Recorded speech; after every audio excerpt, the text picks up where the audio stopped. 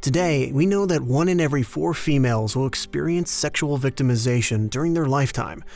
However, most people still do not realize that 1 in every 6 males will also experience sexual victimization during their lifetime.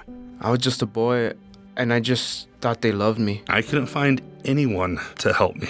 I didn't know any adult male could be raped. Nobody ever asked me if anything was wrong. I didn't know who to tell. I couldn't find anyone to help me.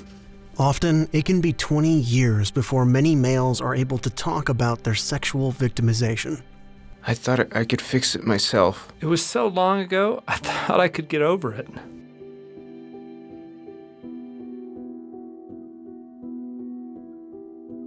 Male survivors are often unseen and unheard.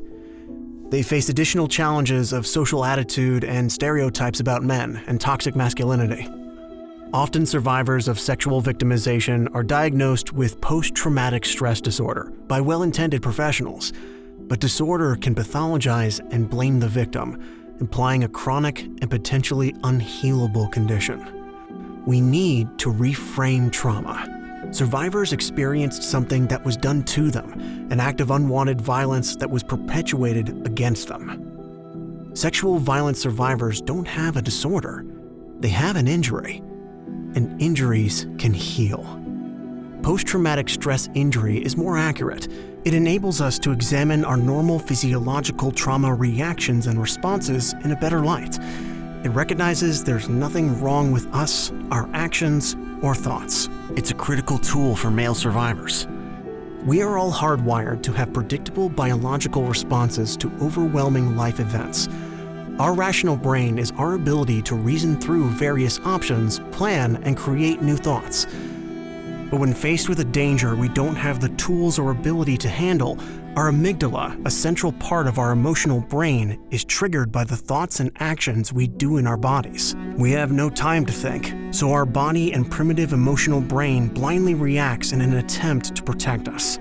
Ideally, if the stressor ends, or we use our abilities to stop the danger, our body and rational brain resumes normal functioning, protecting our more vulnerable emotional brain and body from injury. But repeated or sustained danger or harm causes the body and emotional brain to fire again and again, leading us to an overreactive state. This causes chronic anxiety, fear, and stress response. Trauma is not the incident of harm or danger, it's the residual emotional and physical shrapnel that results. This emotional shrapnel affects the body as well as the mind. When the emotional brain in our body kicks into overdrive, other functions are slowed or shut down, causing physical and emotional harm. Trauma survivors are about 3 times more likely to deal with gastrointestinal issues, chronic pain, and fatigue syndromes. It has been found to contribute to type 2 diabetes, heart disease, and rheumatoid arthritis, to name a few. There is an increase in nearly every medical issue over time. Yet many men would not define their experience as trauma, despite being profoundly injured. Trauma affects our body and mind, but the body and mind can also work together in our physical and emotional healing. Now that we know more about the brain and body's reaction to trauma, let's look at some of the social issues male victims face. Because cultural awareness about sexual victimization has an implicit gender bias, females and children are seen as victims, while males are seen as perpetrators. Male survivors of sexual victimization seldom share their distress with friends or family. They learn to struggle within isolation. They use whatever coping responses they can figure out on their own. Avoidance, always on guard or hypervigilant, dangerous or risky behavior, and substance use, abuse, and dependence.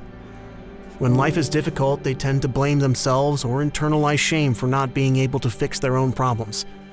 Male survivors are seldom represented in the larger culture of abuse survivors.